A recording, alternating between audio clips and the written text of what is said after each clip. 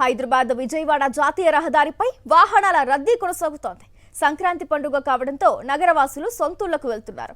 దీంతో జాతీయ రహదారి నెంబర్ 65పై వాహనాల రద్దీ నెలకొంది.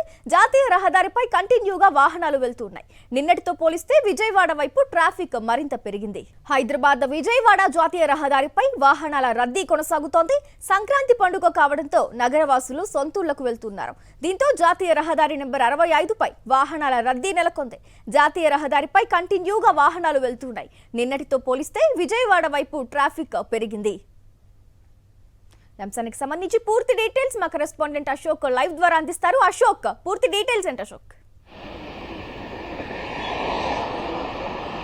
ప్రస్తుతం మనం విజువల్స్ లో చూస్తున్నటువంటి వాహనాల రద్దీ హైవే 65 పై ఇంకా కొనసాగుతుంది. దాదాపు 4 రోజుల నుంచి కూడా ఇదే రకమైనటువంటి వాహనాల రద్దీ హైవే 65 పై ఉన్నటువంటి పరిస్థితి కనిపిస్తుంది. ఇప్పటికే లక్షలాది వాహనాలు ఏపీ వైపు కదులుతున్నటువంటి నేపథ్యంలోనే రేపు సంక్రాంతి పండుగ ఉన్నటువంటి నేపథ్యంలోనే అయినవారి మధ్యన పండుగ జరుపుకునేందుకైతే ఇంకా మిగిలిపోయినటువంటి ఏదైతే పల్లెకు వెళ్తున్నటువంటి ఏపీ వాసులు పల్లెకు వెళ్తున్నటువంటి దృశ్యాలు సాక్షి చూపిస్తున్నాయి. మనం చూసుకోవచ్చు విజువల్స్ లో ఇది హైవే 65 పై 4 లైన్ ఉన్నటువంటి నేపథ్యంలోనే 2 లైన్లుగా విజయవాడ వైపు ఉన్నటువంటి 2 లైన్లుగా వాహనాలు చీమల దండులాగా కదులుతున్నటువంటి పరిస్థితి కనిపిస్తుంది.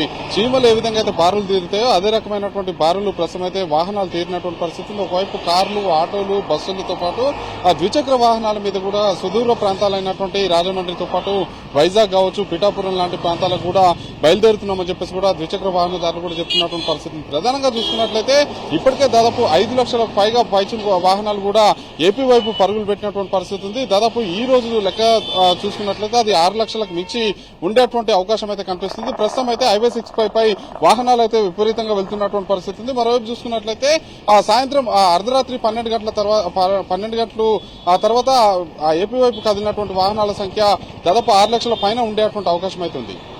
Okay, thank you Ashok.